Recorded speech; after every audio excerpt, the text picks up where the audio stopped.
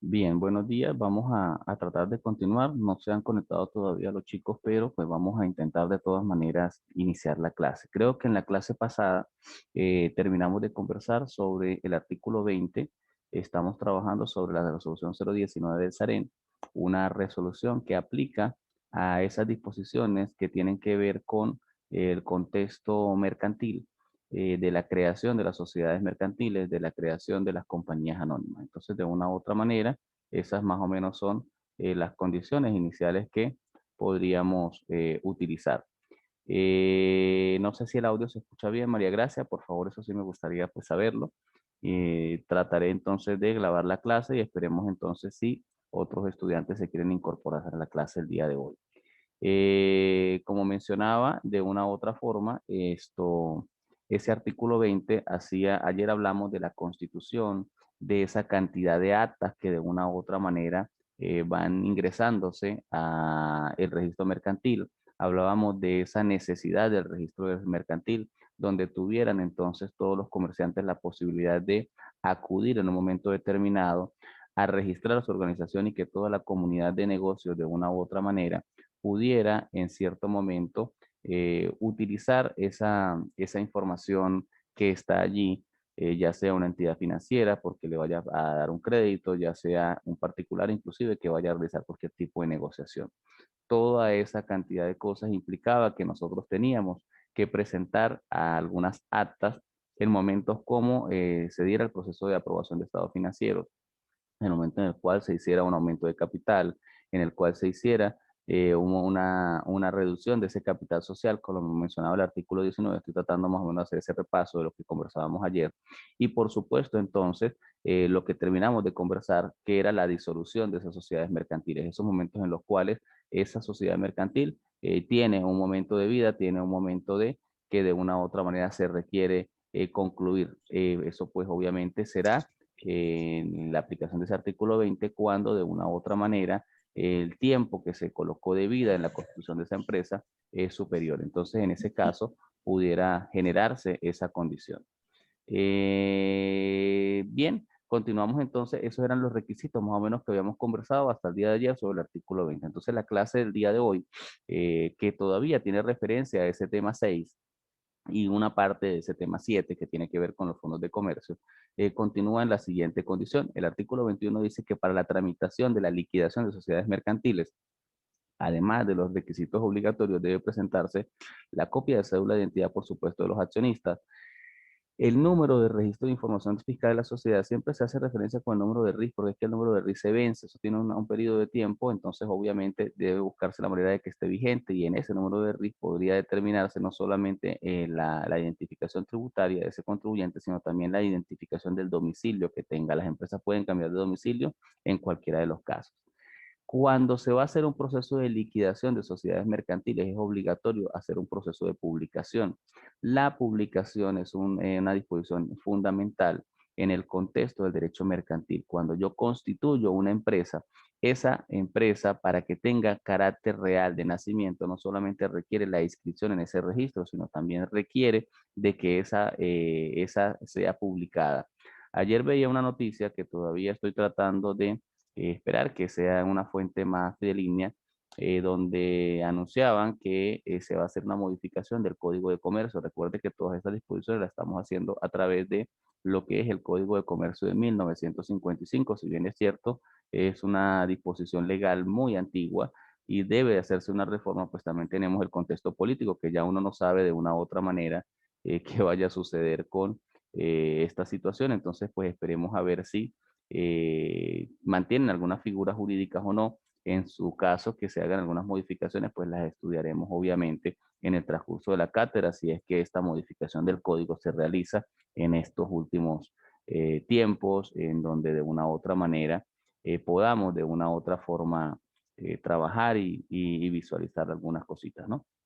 Adicionalmente, entonces, para ese proceso de publicación, se requiere entonces, en el caso de que se realicen las liquidaciones, no es solamente hacer la liquidación, nombrar el liquidador. Ayer hablábamos de esas figuras, que es el comisario, volvíamos a identificarlo, cuál es el liquidador. Mire que van saliendo distintas personas, hablamos inclusive un poquito de los corredores, hablamos un poquito de los agentes, y de una u otra manera esas condiciones deben estar publicadas. ¿Para qué? Para que toda la comunidad de negocios en un momento determinado pueda de una u otra forma tener la posibilidad de conocer que esa empresa está desapareciendo del mundo de los negocios. El artículo 22 habla de constitución de consorcios y demás requisitos obligatorios. ¿Qué es un consorcio? Un consorcio es una organización que va a incluir de una u otra forma varias instituciones o empresas.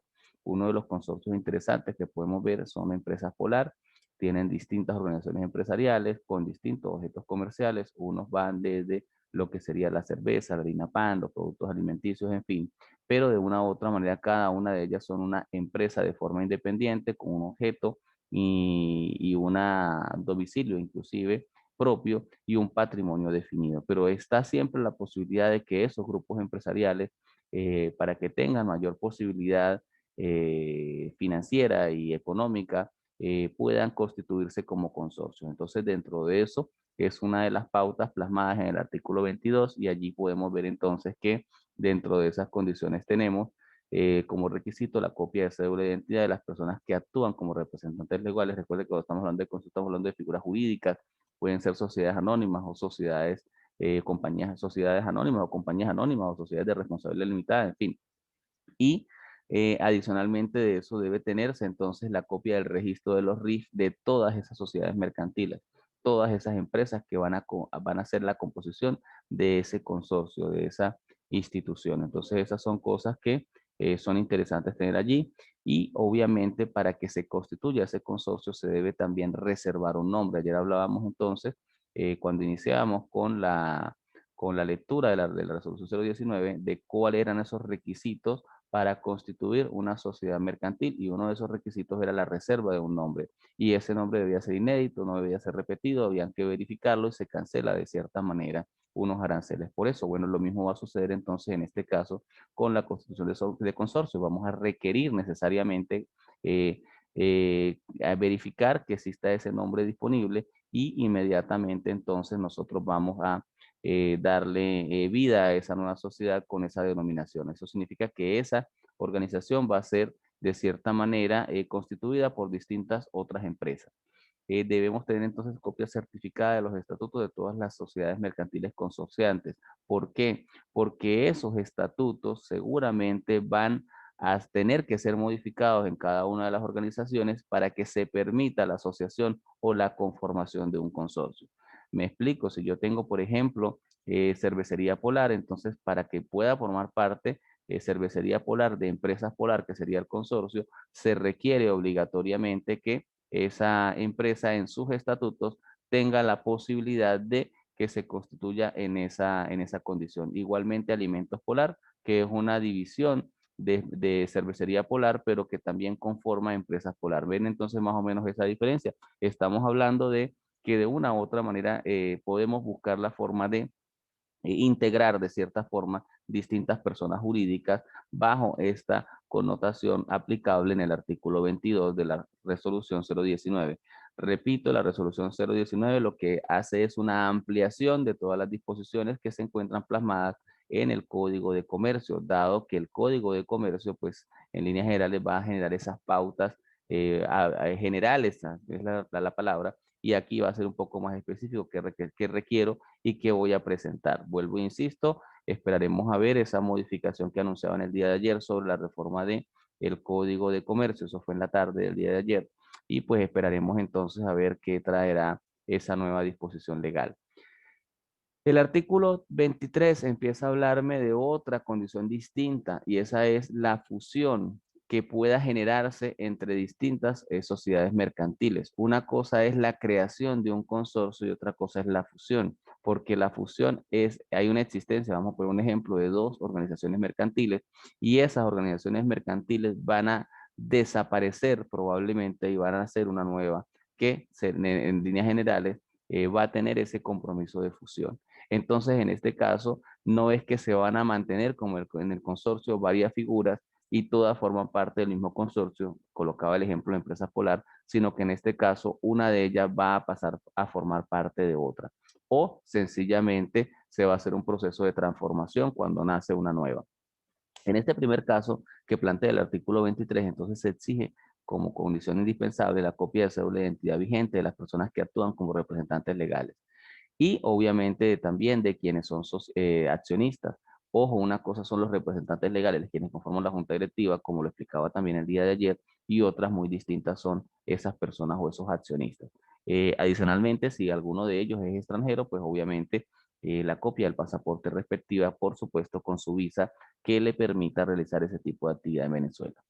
La copia del registro de información fiscal de las sociedades mercantiles que van a fusionarse debe ser más de una. Aquí entonces lo que vamos a transformar una de ellas a otra o que se genere en este caso ese proceso. Vamos a requerir obligatoriamente los estados financieros de las sociedades mercantiles a fusionarse. Ojo, es interesante entonces esto, ¿por qué? Porque esos estados financieros, volvía y repetía el día de ayer, eran preparados por contadores públicos, pero esas sociedades mercantiles deben tener siempre un informe de comisario anexo de la presentación de la información y la base de la presentación de esa información. En este caso vamos a tener estados financieros de dos organizaciones o pueden ser varias que de una u otra manera hayan decidido fusionarse. Y por supuesto vamos a requerir de ese acuerdo en el cual se ha pautado ese proceso de fusión y ese proceso significa que ese acuerdo debe ser revisado por una notaría. O sea que vamos a hacer un acuerdo, pero ese acuerdo va a notariarse. Cuando nosotros hablemos de la palabra autenticado, significa que tiene la característica de notariado, y cuando hablemos de la palabra protocolizado, significa entonces que estaríamos hablando de ese proceso registral correspondiente, ¿ok? Entonces, más o menos allí podríamos ver entonces cómo se da ese proceso. Si ustedes ven, entonces, de cierta manera, estoy tratando de mostrarles dentro de todo esto lo que sería de cierta manera el proceso eh, eh, sí, de lo que es la vida de las organizaciones empresariales en todo su contexto. Si mirábamos, por ejemplo, el contenido programático de la universidad, tenemos entonces que dentro de este mismo tema 6 vamos a tener que hablar de libros obligatorios, libros auxiliares.